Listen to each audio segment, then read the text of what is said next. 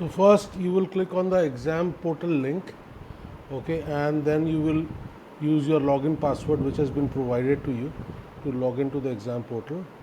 So you'll have an user ID which will be in the form of like an email ID. You'll see @ symbol and something.com, and there will be a password also which is provided to you, which is an alphanumeric one. Okay, so you'll enter that password and then click on sign me in. Okay, once you sign yourself in, okay, you will see the exams which are assigned to you. Okay, right now for this demo purpose I am using this particular exam which is already over. Okay, so you will click on start. Okay, here you can see that it is given here the exam name and then from when to when the exam is available. Also at the top right corner here, if you click on it, you will be able to see your name. Okay, so you can always check if you've got the right login credentials for yourself or not. You'll see your name here, okay, and your candidate number also maybe. Okay, so after this you need to click on start exam. Okay, once you click on start exam, as you can see, a pop-up window will open. So you need to ensure that your pop-up is allowed on your system. Okay, and then here you will see that you need to click on proceed, accept and continue, and then you need to click on begin process.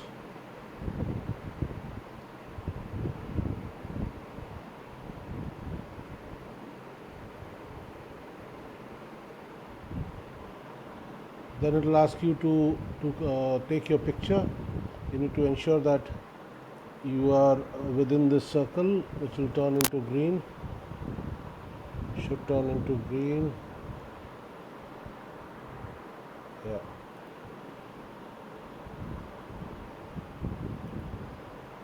All right. Then capture your ID. You need to put your ID card in front of your camera like this. You can hold your ID card, put it.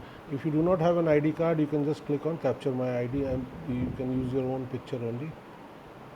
Okay, and then you need to click on share screen. You need to be on entire screen. You need to select entire screen and click on share.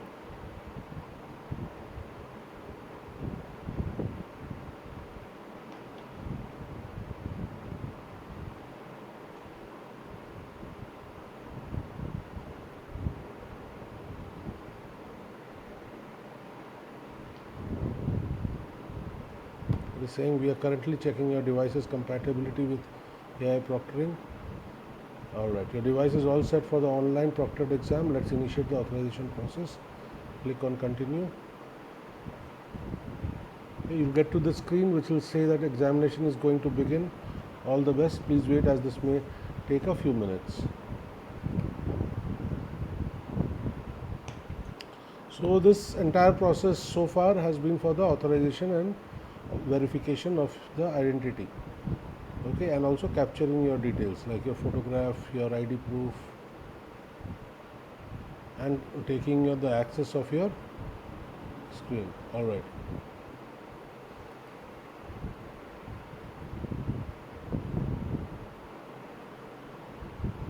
So here you will see the examination instructions here. This is for another exam, AIMO. So you will see the exam instructions here. You need to go through, read through all these exam instructions here. Okay, and then you need to click on I have read and understood the exam instructions. Okay, and then you need to click on begin examination. It will become in full screen. So here you can see that this is the exam portal and interface. As you can see on top left corner, you can see your camera and your your live video being streamed.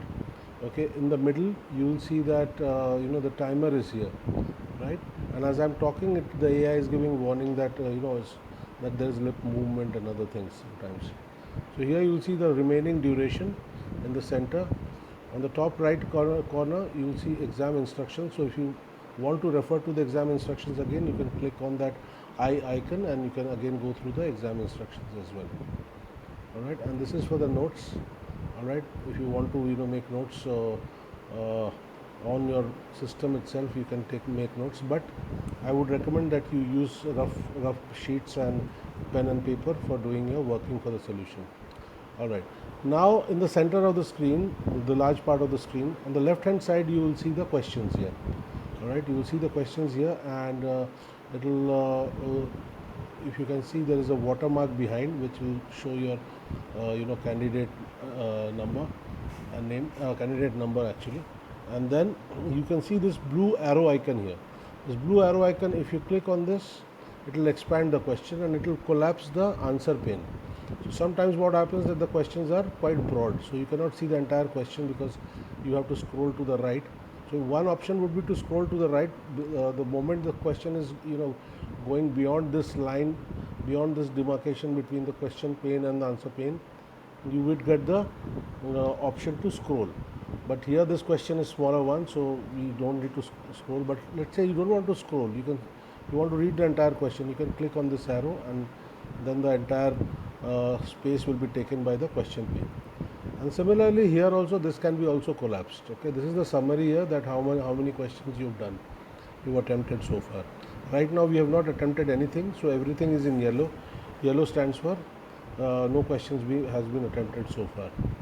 Okay, and in the center here you need to enter the answer. So let's say this the answer for this thing is, let's say 35,000 something. Okay, so we will click 3, 5, 428. Let's say this is the answer. Okay, I don't know the answer, I have not calculated it. So you can put in the answer, check the answer properly, and then you can click on next. The moment you click on next, whatever is your last entry, it gets saved automatically. Okay, all the questions of GJMOC are whole numbers, so don't use the decimal button, but you can always use, let's say I type in 45 and I want to edit it. Okay, I want to change it to 49, so I can click the backspace will delete it. Alright, so let's say I do 496, but I want to change the answer to 494, so you just backspace it once, click here and click on 4. Now whether this keypad works with a normal keypad or not, let's check it out. Okay, so let's say if I want to type now 5, so it doesn't take. So as you can see that this numeric keypad is a virtual keypad. It doesn't take, even if you click, it doesn't take numeric input. It has to be clicked upon. So if you have a mouse or a trackpad, okay, you need to hover your mouse on that and then click on the digits which you want to enter. Alright, and this is for the backspace. Alright. Second thing is that if you have a virtual screen, not a virtual screen, but rather a touch screen, okay, you can enter by clicking with your finger also. Like right now I am doing it with my finger because I have a touch screen laptop. Similarly, if you are taking the exam on a Mac or a iPad, you can use your finger to type in the answers. Alright, or you will have to take the mouse or the cursor to the particular digit and then type in your answers. I hope this is clear. This particular option, the bottom, and there is an option for clear response also. If you want to clear the entire response, you can click here also. It clears your entire answer. Okay, so for example, I typed in 78. One option is that I can click on the backspace on the keypad itself, and the second option is that I can click on clear response. If I click on clear response, it cleans the entire response itself. Second thing is that this is this mark for review. For example, this question I have marked as for review. This is question number 2. So you can see question number 1 is in green, which means that I have answered it already. Okay, and this one I have put in a mark for review, which means I want to come back to it. Even if I answer it, let's say I put in an answer, 56, and still I have it marked for review. Okay, so you will see that it is still marked for review, because mark for review is something, is just like a bookmark, that you want to come back to that question. Okay, the blue circle does not mean that you have not answered it. You could have answered it also and yet marked it for review.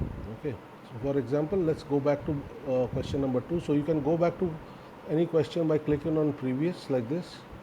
Okay, like right now I am on question 1, and the next button is to take you to question 2, question 3, or you can click directly here. Let's say you mark question 2 for review, so you want to go to question 2. You can directly click on 2 and you come to question number 2. Alright, so this is the interface basically. So all the answers in GJMOC, as I told you, are integers. So for example, let's say the answer I put here is 78, the next one I put in as let's say 85, next one I put in answer as only 9. Okay, do not give the answers as, let's say, 8, do not enter it as 08. If you answer the question like 08, then you will not get any marks for it, because the system will detect it as a wrong answer. Okay, and do not also use a decimal also. For example, do not use let's say you want to answer as 46, do not answer as 46.00. okay, this might also be taken as a wrong answer. So just put the answers as per the integer value.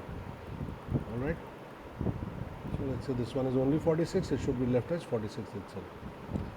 Alright, so you can submit the exam only after half an hour in GJMOC. Okay, after you, once half an hour is gone, which means that GJMOC is 2 hours exam, that is 1 hour 2 hours exam. So once the amount of time left is less than 1 hour 30 minutes, then only you will be able to submit the exam. The submit exam button is there at the right bottom corner. Okay, so you can go to any question if you want. You can skip questions also, and you can go all the way up to, let's say, question number,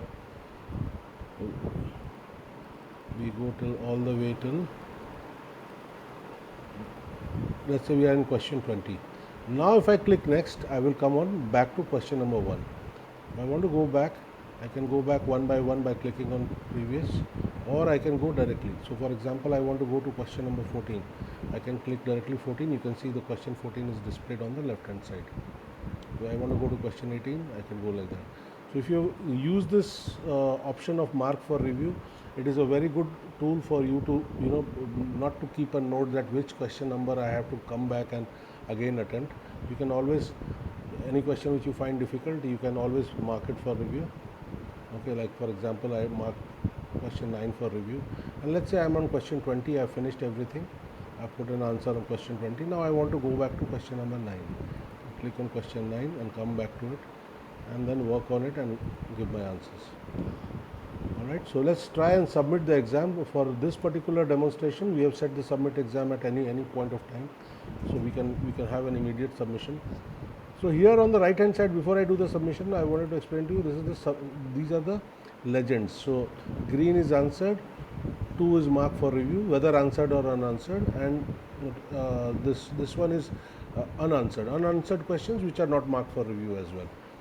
Okay, so these are the legends for your attempt summary. So you can always check that how many questions you have attempted and what questions are left out, and on the top center you can see your time as well. So I hope this is very clear how to navigate in this. Okay, so I'll again show the collapsing of the screen and expansion of the screen. Okay, so hope this one is clear. Now we'll click on submit exam. So it's saying, are you sure you want to submit the test? It's saying that I've answered 8 questions, 2 were marked for review and 12 were not answered at all. So if I click on go back, I'll go back to the exam. But if I click on submit, this is like a confirmation. This is taking a confirmation. Are you sure you want to submit or not? If you click on submit, see what will happen. The exam has been submitted successfully. Please wait while the recording is being saved. If this process exceeds 5 minutes, then you can feel free to close it. Thank you. Your exam has been submitted. You may now close the window. Okay, and then you can close the window. Once you close the window, okay, you will be brought back to the original login screen. Okay, and here you can see that I have completed this test. This is the exam which I was using right now for giving this demonstration. I have already completed this exam. Okay, so it will show you the status. In case, because your exam is going to be longer, and in case you get logged out from this screen, you can always log back in using the same credentials, and you will see that the status is completed. If it is showing completed, it means that it has been submitted successfully. Alright, so that's about it in this exam. Also remember that there is a screen tolerance. I forgot to show you the demo in that one. If you switch your screen, you will get a warning over there saying that these many switches are pending. After that, your exam will be terminated.